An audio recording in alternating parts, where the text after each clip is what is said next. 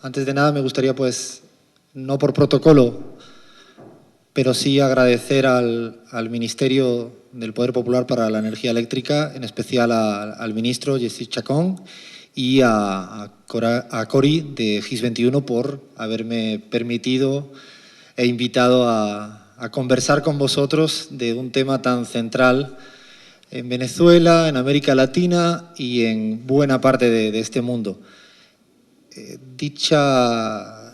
Este agradecimiento, a mí sí me gustaría aclarar que más allá del perfil académico, academicista que uno puede presentar, o que me miraréis con este acento medio extraño que me podrán salir palabras argentinas o bolivianas o incluso alguna venezolana y seguro que mucho de español, y creo que no hablo como un analista frío, distante de la economía venezolana. El año pasado viví en este país una suerte de 5 meses que parecieron 5 años, 50 o 500 años, porque fue desde enero hasta mayo, junio. Por lo tanto, en algún momento me saldrá probablemente la primera persona del plural cuando hable del proceso bolivariano en Venezuela. Y con esto no significa que el análisis sea mejor o peor. No nos engañemos, no hay nadie que analice que lo haga desde un púlpito distante y frío, como muchas veces esta prensa dominante, ¿no?, hegemónica a nivel mundial, procuran mostrar a sus expertos, a expertos que hablan de economía como si no tuvieran ningún interés económico en el proceso que están evaluando. Por tanto, cuando uno habla de la economía venezolana en este marco de estos 14, 15 años que permiten tener una mirada integral, ¿no?, de lo que es la economía venezolana y de alguna manera para ir desembocando en lo que actualmente creo que nos preocupa a casi todos después de un año 2013 durísimo, de mucha guerra económica y probablemente de un año 2014 con también una ofensiva económica en un sentido muy amplio de la palabra. Para ello, a mí me gustaría simplemente ordenar la presentación en 2 grandes etapas que a la vez subdividiré.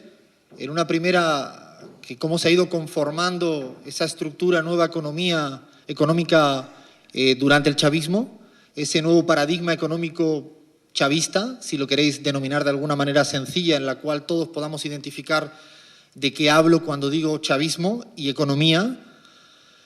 Y en esta etapa de conformación, cómo se va fraguando esta estructura compleja de múltiples aristas en economía, que, como bien decía el ministro, acompañada por una fuerte revolución social y una fuerte revolución política, y yo me atrevería a decir de grandes transformaciones económicas que a día de hoy exigen todavía una revolución económica más avanzada, más persistente, permanente y democratizadora.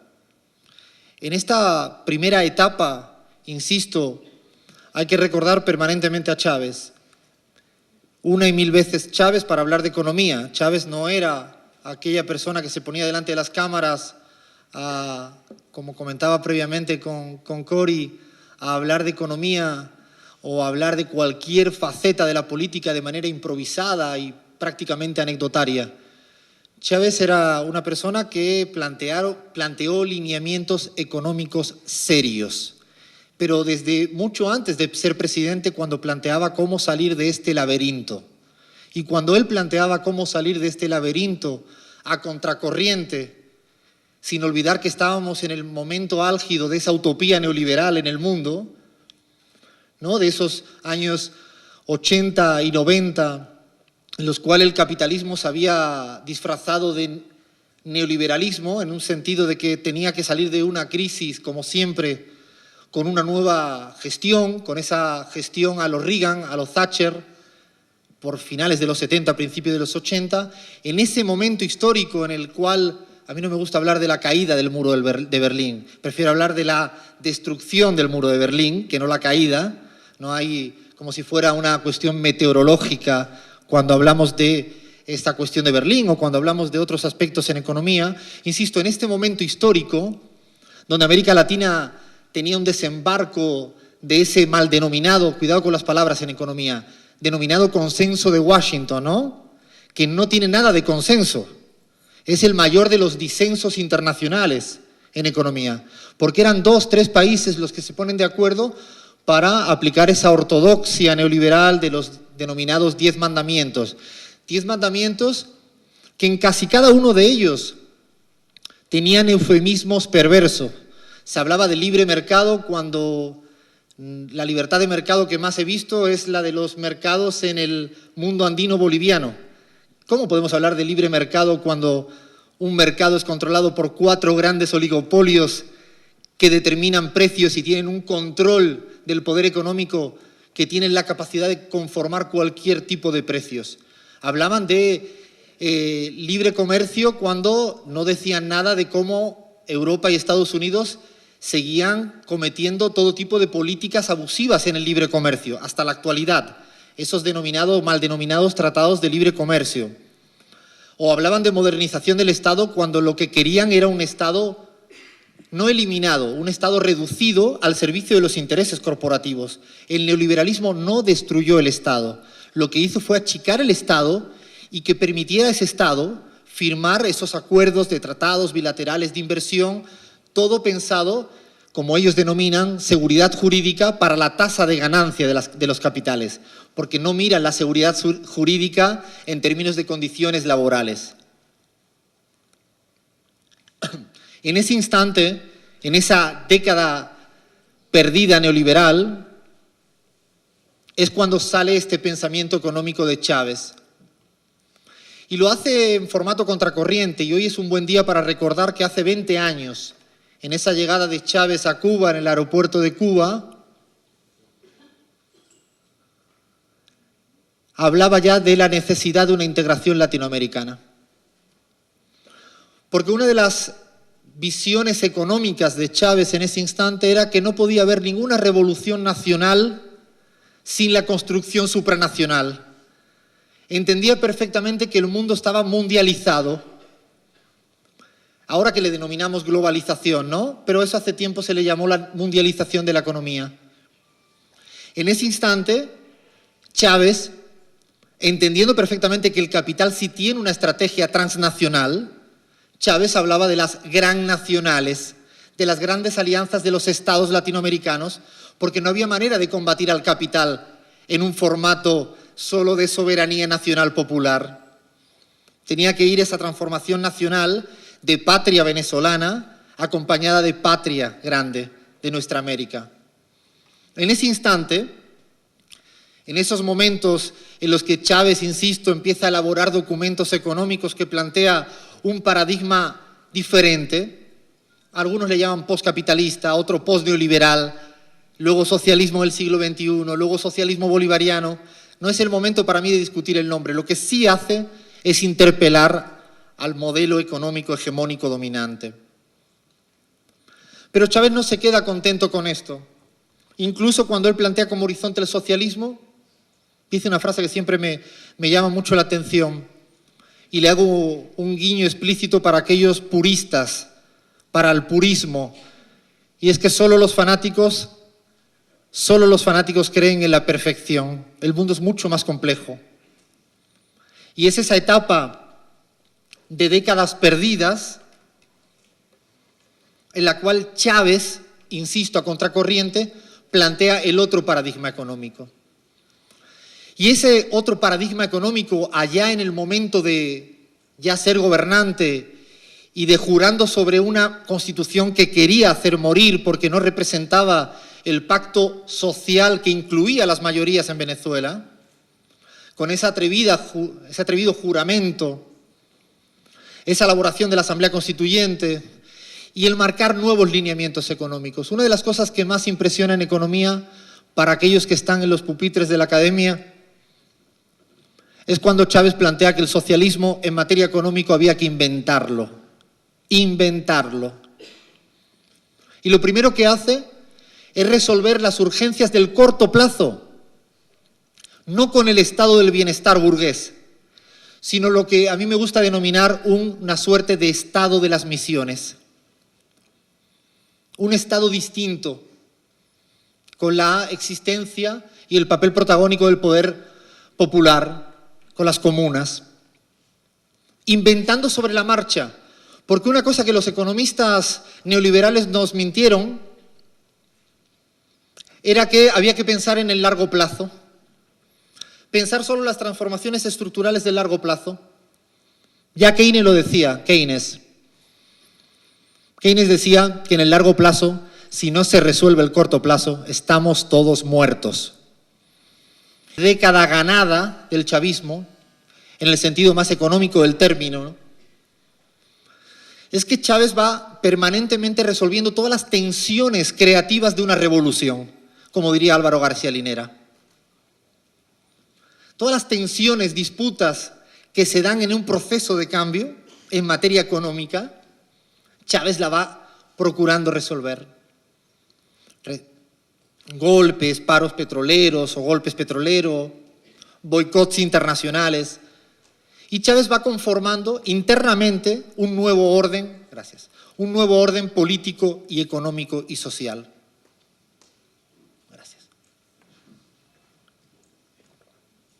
En esa construcción de esa década ganada del chavismo, creo que a día de hoy, y procurad la osadía, creo que debemos recordar más que nunca el cómo se obtiene esa década ganada. Creo que nos hemos jactado muchos, me imagino de los que estáis ahí sentados, pero yo también, y tantos otros, en hablar de los grandes logros de la década ganada. Pero me parece que los logros de esa década ganada, que creo que todo el mundo tiene en su imaginario, podríamos ir citando reducción de pobreza extrema, reducción de desigualdades, y esto no lo dice el gobierno bolivariano, esto lo dice la CEPAL, lo dice el Programa de Naciones Unidas para el Desarrollo. Y esto es importante tener en cuenta, que incluso las fuentes internacionales nos aplauden en esos logros sociales de la década ganada. Las mejores cifras en términos de nutrición y hambre, ¿no?, de lucha contra el hambre y nutrición por la FAO. Mejores cifras en términos de la UNESCO por lucha contra el analfabetismo. Porque una cuestión que tuvo muy claro Chávez en su nuevo modelo económico es que había que hablar de una economía para la vida. Aquello que el autor Hinkelhammer habla de esa economía mucho más humanizada. Esa economía en la cual no solo podemos estar atentos a la prima de riesgo. Y permítanme el ejemplo. En España a día de hoy la prima de riesgo y la inflación están controladas. Sin embargo, hoy salía una cifra de Save the Children que hablaba de 3 millones de niños en pobreza en España. Hoy. Por lo tanto, lo que hace Chávez en la construcción de ese nuevo paradigma económico, esa otra economía venezolana de esta última década, de estos últimos años en Venezuela, es justamente subordinar a los indicadores macroeconómicos a los indicadores sociales, aquellos que el pueblo disfruta. Hablamos de alfabetismo, hablamos de temas de nutrición, hablamos de pobreza, hablamos de desigualdad, pero podemos seguir hablando incluso de las cifras que los organismos internacionales dominantes siguen mirando, porque en este país también se ha más que triplicado el PIB en esta década ganada.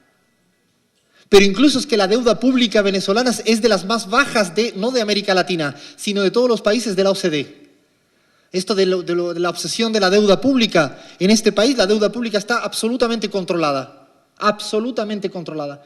Y disculpad que sea también así igual de osado, no me vale la canción de siempre. No me vale la canción de que hay petróleo. En este país, en los años 70, hubo 20 planes Marshall por ingresos petroleros porque el precio del petróleo se fue de 1 a 10. Con tasas de pobreza, desigualdades que no fueron variadas. Lo que se ha dado en Venezuela en esa década ganada es un crecimiento distributivo. No es el crecimiento del modelo peruano-paraguayo, que es un crecimiento empobrecedor. Es un crecimiento que solo permite el vivir mejor de unos pocos a costa del vivir bien de las mayorías. Acá se da la vuelta, y se van incorporando las mayorías en estas cifras que a veces parecen como que no tienen vida. Son las mayorías populares en este país las que se incorporan a condiciones sociales, en vivienda, en educación, en salud, en salario, en poder adquisitivo. Porque una cosa que hay que dejarle claro a aquellos que hablan de manera aparentemente ingenua de la inflación, y ahora conversaremos con un poco más de calma, es que en esta década ganada el promedio inflacionario fue infinitamente por debajo de la inflación de las décadas perdidas neoliberales. Tengamos un poco de perspectiva histórica, que no estamos hablando de 500 años, estamos hablando de los últimos 30 años en este país. Por lo tanto, cuando uno mira cómo se ha ido conformando el nuevo sujeto popular y económico en esta Venezuela de la década ganada, de la cual tiene más empleo, la cual puede adquirir vivienda, insisto, a partir de una conformación de una pseudo paraestatalidad, que es a partir del estado de las misiones. Ese estado de las misiones que a veces desde afuera no es entendido, porque solo hay un modelo en el mundo establecido como la ortodoxia casi del progresismo, el estado del bienestar. Y en este país, sin ese mismo formato, con un formato venezolano, con ese formato de Chávez, se conforma ese estado de las misiones que, insisto, ha permitido permear favorablemente las mayorías de este país. Pero no solo cambia la economía interna. Chávez tenía muy claro que no había cambio interno sin un cambio en el orden externo. Y es por eso que Chávez, lo primero que hace, y cuidado que hay palabras en economía que suenan raras, a veces solo como se leen raras miramos a otro sitio. Chávez lo primero que hace, o de las primeras cosas que hace, es salirse de unas siglas que son impronunciables, que es el CIADI. No sé si sabemos qué es el CIADI. El CIADI, por sus siglas en inglés, para decirlo claramente, es un juez y parte que depende del Banco Mundial y que se hace el que dirime cualquier conflicto entre un país soberano y el capital extranjero. Dicho de otro modo, lo que hay es que quien acepta ser regulado por el CIADI, dependiente del Banco Mundial, lo que hace es mermar su soberanía y importar legislación extranjera. Lo que hacemos, o sea, no solo se importan mercancías, sino se importan, insisto, legislaciones económicas extranjeras, que evidentemente favorecen siempre a esa seguridad jurídica de la tasa de ganancia de la gran transnacional. Por eso Chávez se sale del CIADI. Y Chávez se sale del CIADI, pero genera un efecto dominó que a veces es muy invisibilizado internamente.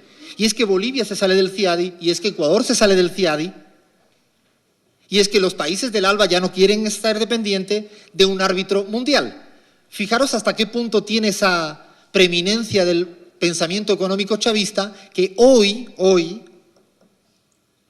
enero de 2014, en UNASUR se está construyendo un árbitro regional que sea el nuevo juez de cualquier relación de una inversión extranjera con un país o con un gobierno de la patria grande.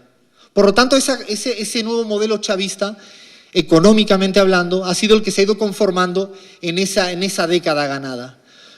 Pero si uno quisiera ir mirando cada vez más con lupa y acercándose más, poniendo el zoom a ese modelo económico, uno puede observar perfectamente cómo la velocidad del cambio social impulsado por el nuevo modelo económico chavista no fue acompañada, pero por dificultades estructurales, de cambios en otras variables macroeconómicas que son determinantes. Y me explico.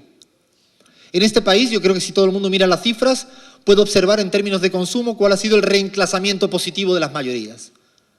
Me imagino que Gis ha trabajado bastante sobre ese concepto de reenclazamiento positivo.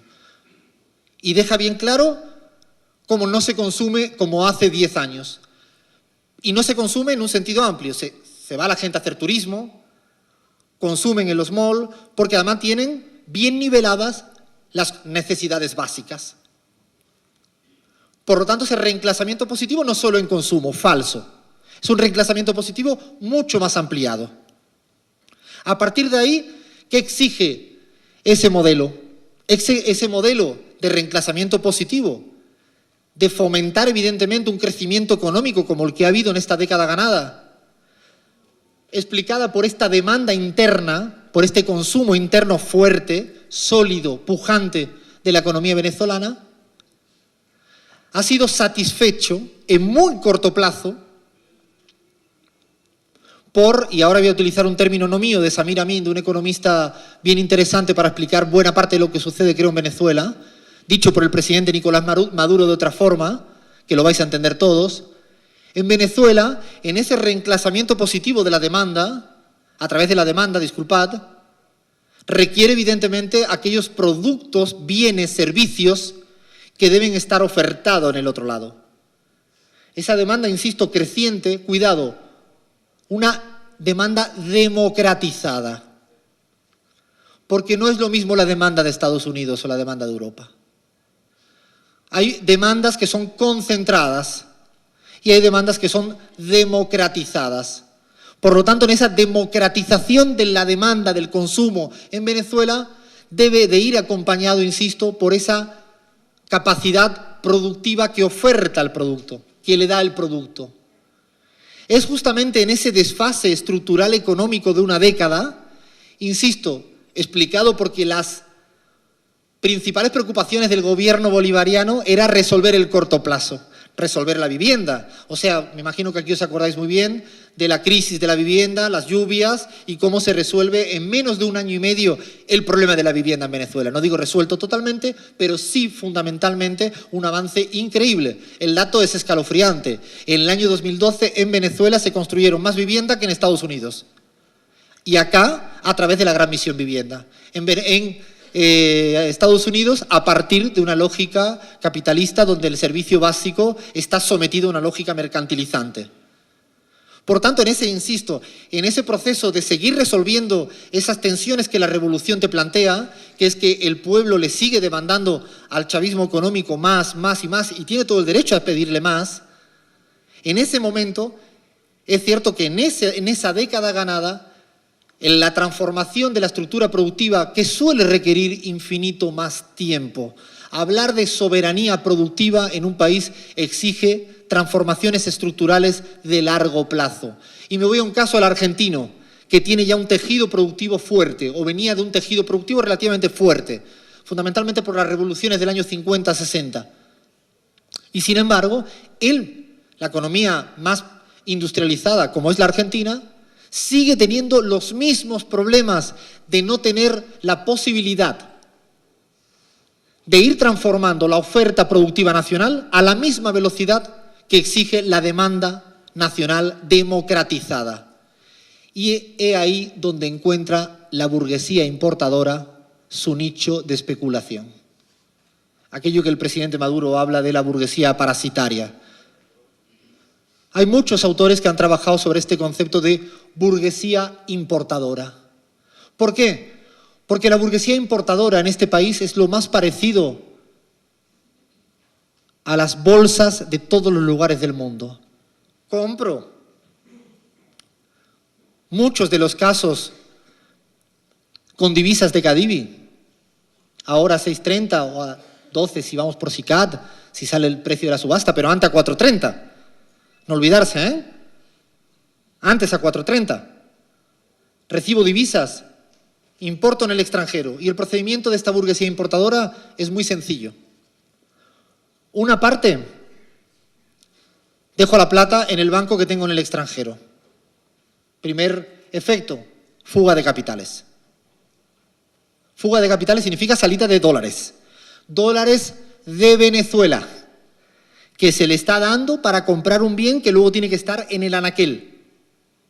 Estos dólares, primera, fuga de capitales. Segunda, compro la mitad, evidentemente, porque he fugado la mitad, por poner un ejemplo, traigo la mitad de los bienes al país. Por lo tanto, estaban previstos 10 bienes, traigo 5. Sabiendo que la demanda es de 10. Con esos 5 los pongo en el anaquel. O quizás no. Pongo 3 y dejo 2 guardados. Porque mañana puedo generar una especulación que se encarezcan. Estos mismos bienes ya he comprado a precio preferencial. ¿Y ahora qué hago? El resto de dólares, otro poquito de dólares de lo que me ha dado el Cadivi, lo destino al denominado mercado ilegal, no mercado paralelo. Mercado ilegal. En esto sí tenemos una batalla cultural. Pero acá y en Argentina, y digo porque vengo de allá, ese mercado es un dólar ilegal. No es porque el billete sea ilegal, como te dice cualquier bobo de la oposición. Porque un paquete de leche no es ilegal, pero si lo robas, tiene una sanción. O sea, cuando el bobo este de turno te dice digo porque me ha tocado hasta pelearme con él, te dice tan tranquilamente que el dólar no puede ser ilegal, y sí, bobo, no te estoy diciendo que el dólar sea ilegal. Lo que te estoy diciendo es que has especulado con el dólar ilegalmente, y eso sí es ilegal. Esa burguesía importadora, insisto, en este uso, y cuidado con la palabra porque quiero ir acercándome a explicaciones del presente, en ese uso ocioso de la divisa venezolana, o sea, del dólar de Venezuela, de los venezolanos, que es traído por la exportación de recurso natural venezolano. Hay un uso ocioso, especulativo, abusivo y usurero, no he dicho poco, de ese dólar. Es así como ha funcionado la burguesía importadora. Es curioso el fenómeno venezolano, porque solo en Venezuela, me atrevería a decir, que se dan prácticas especuladoras en el sector importador. Habitualmente en América Latina, quien ha generado siempre las especulaciones y los que han generado golpes de Estado era el sector exportador. El campo en Argentina, el agro en Ecuador, los exportadores en Bolivia, de Santa Cruz, por ir citando. Esa exportación rentista, ¿no? Aquel que tiene el campo y es un rentista, que no le interesa industrializar el producto. Sin embargo, en Venezuela no. En Venezuela lo que se da, insisto, es por el sector importador, un sector especulativo. Pero no solo es especulador, es ilegal, insisto, y es el que tiene la responsabilidad respecto a ese mercado ilegal de dólares, respecto a la explicación de los precios. Y me voy acercando. Porque la explicación de los precios es algo muy llamativo. Los precios no es otra cosa que el resultado de una disputa en economía política. Es la conformación de precios, insisto, lo que muestra es un resultado por una puja distributiva. Hay un pastel, una torta, y unos quieren quedarse mucho del pastel.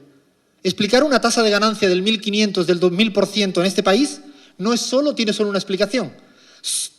Esta tasa de ganancia del 1.500% es trasladada al precio final. Por lo tanto, el que lo paga es cualquiera de vosotros que va a consumir ese precio. ¿Y por qué lo paga? Que es una cuestión que no debemos de cansarnos de decir en Venezuela. ¿Por qué lo paga? Porque el poder adquisitivo en este país ha subido.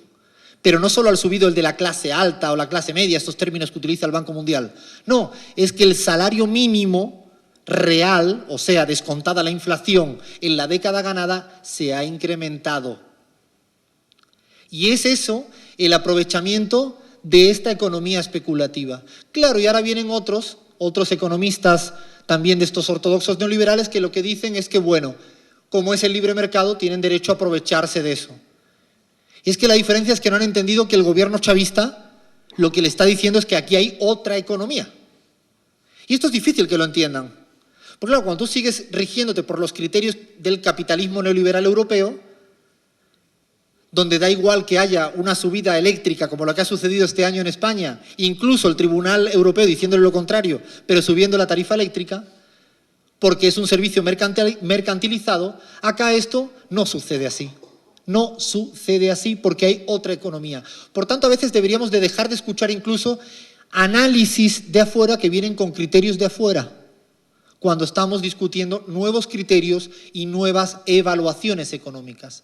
Por lo tanto, no podemos aceptar, o por lo menos yo no voy a aceptar, que ese desajuste estructural entre la capacidad productiva de un país, como el venezolano, donde sí podemos flagelarnos y hacer ciertos mea culpas. No está de más de decir que Chávez ya planteó la gran misión productiva, y si uno se mira los lineamientos del Plan de la Patria, hay un peso fortísimo en la cuestión productivista.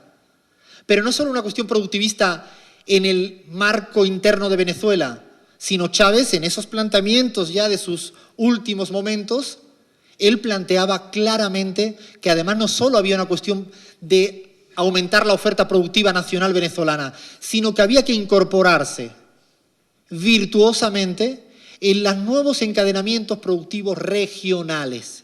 Y es por eso que Chávez, antes de que los países de la Comunidad Andina de Naciones firmaran los tratados de libre comercio con Europa y con Estados Unidos, se sale de la CAN y acepta entrar en un marco regional como es Mercosur, en el cual hay, evidentemente, un mayor avance en términos de encadenamientos productivos regionales. Por lo tanto, ese desajuste, insisto, entre la oferta nacional venezolana y entre esa demanda interna democratizada ha sido mal aprovechado por esa burguesía especulativa. Funcionan igual que los fondos buitres. Fondos buitres en el sentido financiero de la palabra, que no tienen problema, insisto, por especular hasta tasas de ganancia de las que ya hemos dicho, con traslaciones al precio de lo que hemos dicho. Es curioso porque cuando uno mira las cifras con mucho detenimiento, el punto de inflexión de la denominada escasez o desabastecimiento, o sea, del incremento, o sea, cuando uno mira las cifras, no se da un salto de ese indicador negativo en el momento de reducción de las asignaciones de divisas. Se da meses antes. Insisto, no nos olvidemos de ese dato. El incremento de precios de los bienes básicos y de otros bienes, pero fundamentalmente de los bienes básicos, y el incremento de ese denominado índice de escasez o desabastecimiento, que es eso que en Venezuela el año pasado ha habido como un gran malestar en todo el imaginario del pueblo, de que no está esto, me falta esto. Esto se da en meses de anterioridad a la caída no tan significativa de la asignación de divisas. Y de hecho, si fuéramos mirando, y sí me ha tocado hacerlo, pormenorizadamente, aquellos bienes que sufrieron un impacto en precios, incluso de los que no dependían casi nada de la importación, ¿me explico, no? O sea, que no requerían divisas de la importación para importar. Y en cambio los precios han acompañado a un supuesto mercado ilegal del dólar, cuando económicamente su tasa de beneficios no está condicionada por ese tipo de cambio del dólar. Claro, aquí hay una cuestión que yo creo que, para ir pasando a esta nueva fase económica, que es que, de facto, la economía venezolana, como otras economías en el mundo, es una economía bastante bimonetizada. Cuando digo bimonetizada me refiero a que, dado que hay una exportación del sector público tan alta a través de PDVSA y trae tanto dólar a la economía, los economistas le llaman el mal de la abundancia o la denominada enfermedad holandesa. Altera la economía de partida. La venida de tantos dólares altera la economía y sí que de facto hay una economía bimonetizada. Yo creo que el gran reto, siguiendo un poco con las palabras del ministro cuando hablaba de la necesidad de la próxima revolución económica, y a ver si me sale el término, sería boliviarizar la economía. ¿Se me entendió? Bolivarizar, esa es la palabra impronunciable. Bolivarizar la economía. ¿Qué quiero decir con esto? Es que la moneda de este país es el bolívar. Evidentemente el dólar está ahí. Y insisto, es un país que tiene una relación con el dólar que no podemos negar. Y sería ridículo negarlo. Pero voy a dar un dato. Quizá no voy a destruir el mito del dólar en el mundo. ¿Sabéis que en los últimos 5 años los países emergentes, los BRICS, Brasil, Rusia, China, India, Sudáfrica, han pasado de ser acumuladores de dólares en un 85% de sus divisas, 85%, o sea, de todo lo que acumulaban ellos en sus reservas, el 85% eran dólares hace 5 años, en la actualidad es el 60%. Dicho de otro modo, estamos ante una transición geoeconómica mundial. Chávez no lo decía con estas palabras, Chávez siempre decía, y lo tenéis escrito en el quinto objetivo, en el plan de la patria, del salto del mundo unipolar al mundo multipolar. Pero Chávez no solo lo escribe en el plan de la patria, sino lo lleva diciendo década. Esto que ahora los economistas hablamos de esta transición geoeconómica o geopolítica, ¿no? En el cual no está el único polo Estados Unidos, en el cual ahora, atento a otro dato, Rusia y China no intercambian con dólares. Japón y China no intercambian con dólares. Hace muy poquito tiempo intercambian con sus monedas locales. O por qué no hablar de lo que UNASUR en su última cumbre en Buenos Aires en materia económica resolvió justamente que los países de la región evitara intercambiar comercialmente con dólares. Pero esto ya Chávez lo había pensado y se llama Sucre. Se llama. O sea, esto hace una década se llama Sucre. Y ahora el mundo, desde China, Rusia, insisto, pasando por buena parte de la región, comienzan a intercambiar menos cantidad de volumen en dólares. Por lo tanto, aquí sí que hay un reto, claro, y es un reto de volver a posicionar en la centralidad de la economía al bolívar. Y que el tipo de cambio sea una magnitud importante, pero no puede haber tanta centralidad de la política cambiaria, porque lo que dejamos al lado es la economía real. Y es difícil, con un tipo de cambio manipulado por un mercado ilegal, tener una política soberana cambiaria. Por lo tanto, en esta fase nueva, entiendo, en esta fase, ya estoy transitando no a la década ganada, sino lo que prefiero denominar la década disputada. La próxima década en Venezuela, en la región latinoamericana. Porque yo sí creo que, en palabras de Chávez, creo que él utilizaba una frase de Heráclito cuando decía que nunca envainar la espada después de una batalla, porque hay que volver a utilizar la espada para la próxima batalla. Y en economía creo que después de estos logros obtenidos es necesario volver a utilizar la espada económica para justamente poder disputar la próxima década decisiva en este país. Porque, como bien decía el ministro, es posible que si no se disputa la próxima década, sigamos hablando solo de los logros del pasado del chavismo. Y ese gran desplazamiento de eje político, ¿no?, de nueva identidad política, de ese chavismo en materia económica también, solo se puede sostener en el tiempo justamente con esa revolución económica. Y para ir terminando, sí me quiero centrar en este instante en el cual se plantea, o como yo observo, estos nuevos planteamientos de este denominado orden económico interno en Venezuela. Esta respuesta de pacificación económica frente a la guerra económica. Yo creo que este nuevo intento de arquitectura en materia de política económica, que fundamentalmente yo diría que se detona en el periodo de plazo tan reciente a partir de la ley habilitante, porque para mí es la ley habilitante que habilita la paz económica. Y hay un problemita que a veces he notado en las casi 72 horas que llevo en Venezuela. Estuve hace muy poquito, no es que venga cada tanto. Y es que estamos valorando la inflación del año pasado, que todavía está arrastrada en el imaginario colectivo, a partir de las medidas desde la ley habilitante hasta la actualidad. Y yo creo que tenemos que explicar que la inflación del año pasado, insisto, es el resultado de que esa burguesía importadora se aprovechó justamente de que, como propiamente dijo el presidente Nicolás Maduro, todavía faltaba mucho por democratizar el poder económico. Se había democratizado las pautas de consumo y de bienes básicos, pero falta, para que haya una verdadera revolución económica, democratizar el poder económico. En tanto que había todavía una cierta concentración del poder económico, la Polar, Kraft y tantos otros, que sí tienen esa posibilidad de incidir en el precio, del poder de mercado que ellos denominan, en tanto que haya esa concentración del poder económico todavía no del todo democratizado, yo creo que es el gran reto de esta próxima etapa.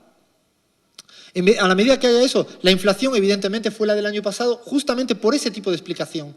Pero la ley habilitante, que yo creo, insisto, que va en este camino, en una senda nueva de la paz económica, a mí me parece, es cierto que he escuchado muchas críticas, cierto malestar en la política cambiaria. Yo me gustaría quizás, me imagino que todo el mundo sabe perfectamente qué carajo pasa con el cupo, ¿no? No. Bueno, como ya lo sabéis, yo no voy a hablar de eso.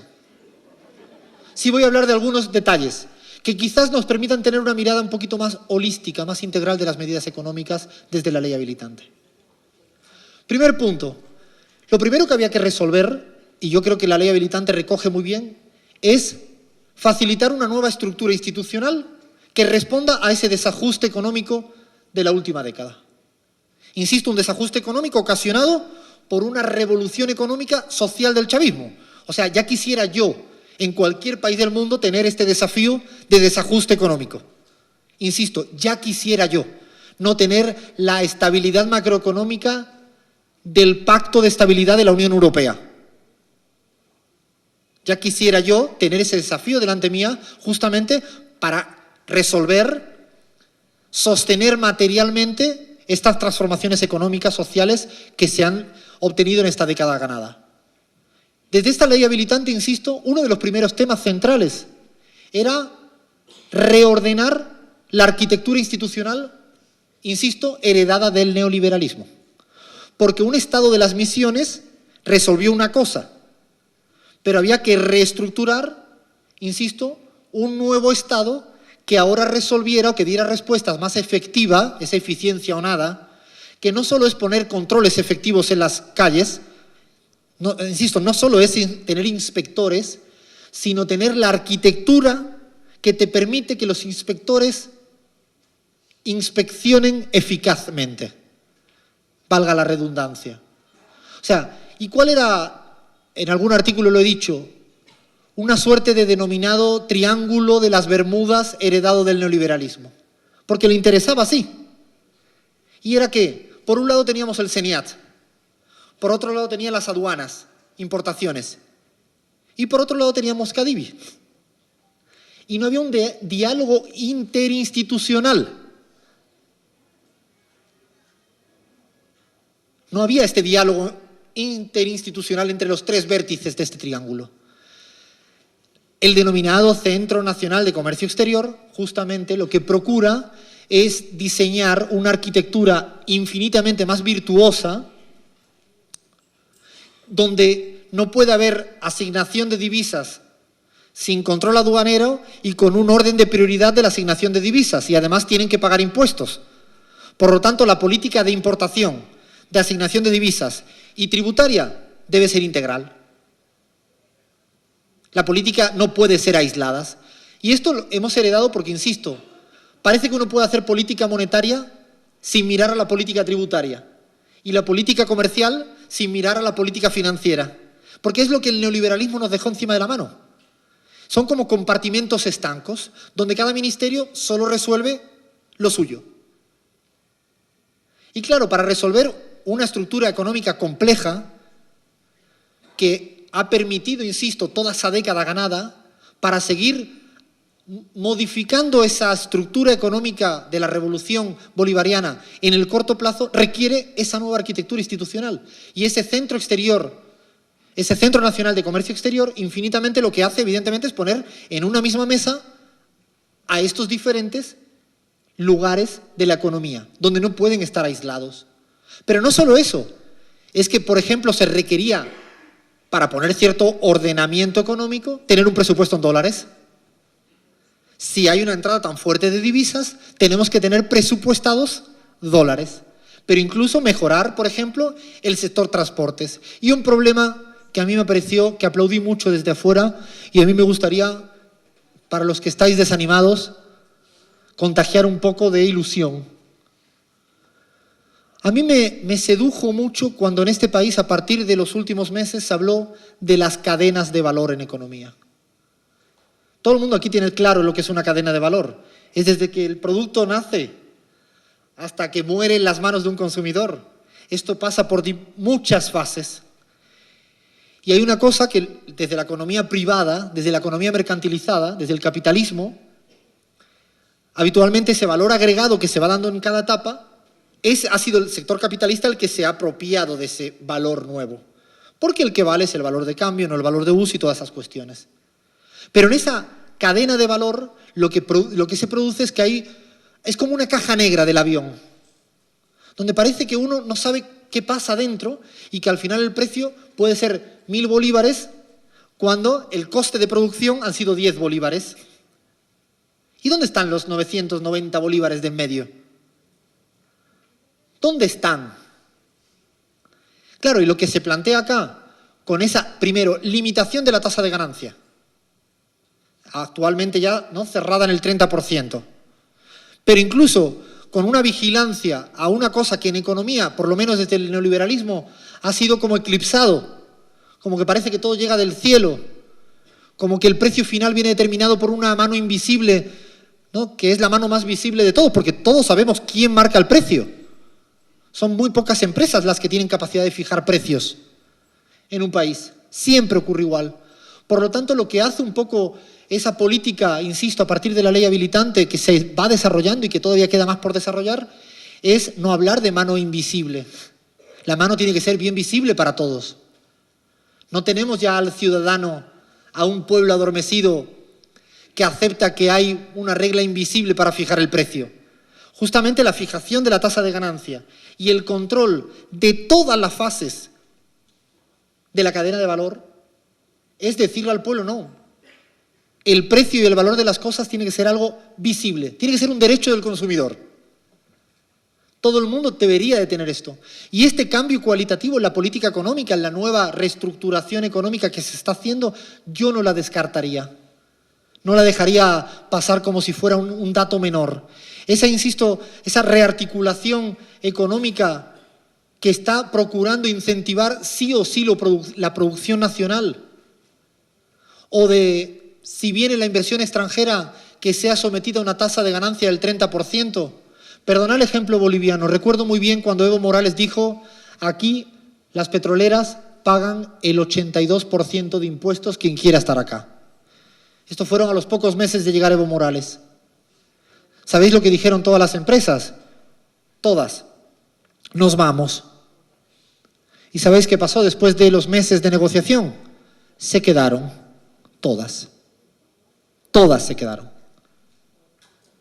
La tasa de ganancia del 30% está por encima de la mayoría de las tasas de ganancia que existen en Europa. Por lo tanto, insisto, ese límite en tasa de ganancia que no va a tener un efecto mañana, que es probablemente la ansiedad que genera todo esto. Pero igual que no tuvo un efecto mañana cuando Chávez en el 92 se levanta frente al neoliberalismo. No lo tuvo al día siguiente. Por lo tanto, creo que la construcción de esa nueva economía, esa economía que va por primera vez, no, pero sí diciéndose con mucho más ahínco, énfasis, que la dependencia que habla el Plan de la Patria Chávez solo se obtiene con independencia productiva. Solo con esta independencia productiva podemos sostener materialmente nuestra década ganada para que la siguiente sea otra década ganada. Y cuando hablamos de la política cambiaria, sobre la política cambiaria todo el mundo se ha fijado evidentemente en el cambio de la tasa, del tipo de cambio, valga la redundancia también, para el sector turístico o para las remesas. ¿Estamos de acuerdo, no? No sé si hay poco eco mediático al respecto, pero a mí me gustaría decirlo en muy voz alta. ¿Sabéis que una de las grandes modificaciones de la última política cambiaria ha sido que la inversión extranjera directa ahora no se lleva los dólares a 6,30? O sea que si la Coca-Cola gana 1 millón de bolos y mañana se va a pedirlo en divisas para lo que ellos denominan las remesas de utilidades netas, o sea, para sacar los beneficios fuera, porque no lo quieren reinvertir o por lo que fuere, que es lo que hacen la mayoría de las empresas. La CEPAL cita que en la última década esas remesas de utilidades netas se multiplicó por 5 en América Latina, o sea que no es menor. ¿Qué le está diciendo la nueva política cambiaria? Pues no, a usted no le vamos a subsidiar el dólar, o sea, no le vamos a subsidiar la tasa de cambio, no se la voy a entregar a 6,30. Dicho de otro modo, ¿por qué le tengo que entregar yo a Coca-Cola dólares del petróleo venezolano regalado? O con el mismo precio al cual tengo que importar necesidades básicas, bienes de necesidades básicas. Insisto, la regulación de la inversión extranjera, en esto sí le ha dolido a muchos. Claro, prefieren decir lo otro, lo del sector turístico, porque tiene un eco mediático y se va a instalar evidentemente en esas matrices de opinión acá y fuera. Pero no, la política cambiaria es infinitamente más compleja. Claro que tiene un coste, nadie puede hablar de que no tenga un coste, pero también tenemos que ser muy conscientes que no se pueden utilizar divisas ociosas si queremos sostener productivamente la década ganada chavista. No podemos seguir teniendo, insisto, divisas ociosas, no productivas, me refiero. Y cuando hablo de productiva no me refiero solo al área productiva, sino también a las necesidades básicas, que en este país son tan igual o más importante que la llamada competitividad productiva. En este país se ha cambiado el orden de prioridades. Por lo tanto, sí la divisa para importar cualquier tipo de bien básico.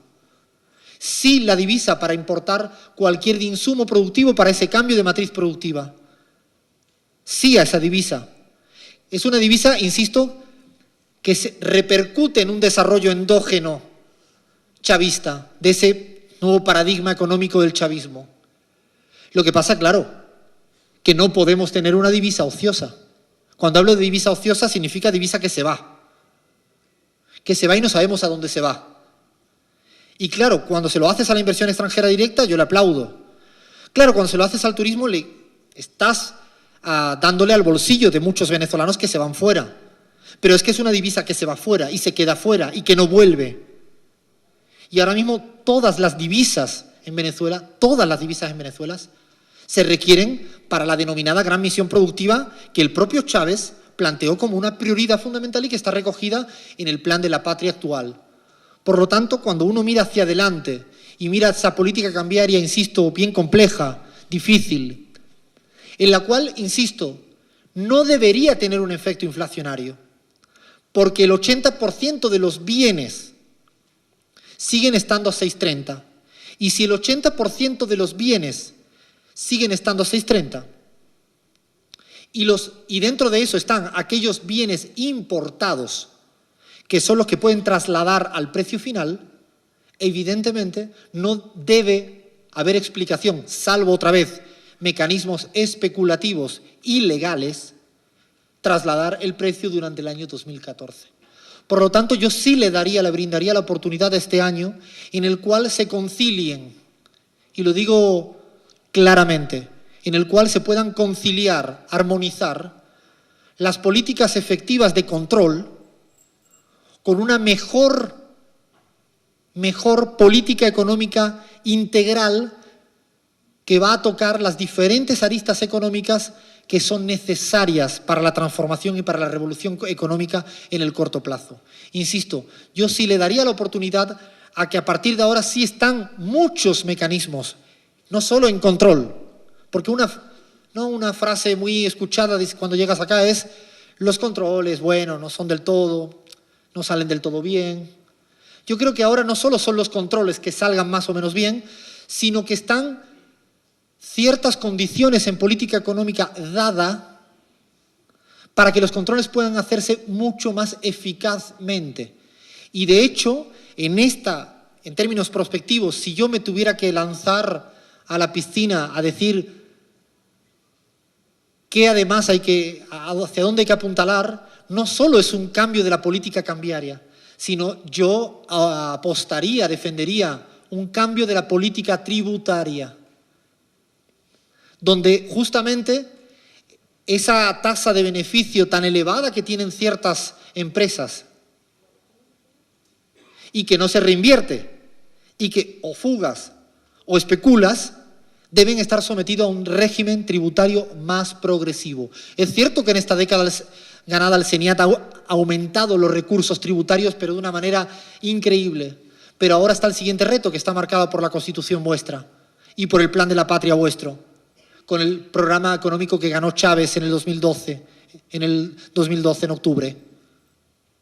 Y es que la política tributaria debe ser, además de recaudatoria, progresiva, lo cual significa que paguen mucho más los que tienen mucho más. Y esto será un nuevo desafío que yo creo que la revolución bolivariana va, me imagino, que a acometer en el corto plazo. Cambiada la política comercial, cambiada la política importadora, intentando cambiar la política productiva, cambiada la política cambiaria, me parece que ahora se abrirán nuevos cambios en la política tributaria, en la política financiera, en las cuales las tasas de ganancia todavía del capital financiero en este país son muy altas, siguen siendo elevadas. Por lo tanto, afortunadamente, insisto, en términos muy de perspectivas, yo creo que es un año de, más que ofensiva económica, a mí me gusta hablar de pacificación económica, para justamente evitar dejar ningún desajuste en la estructura compleja de la economía,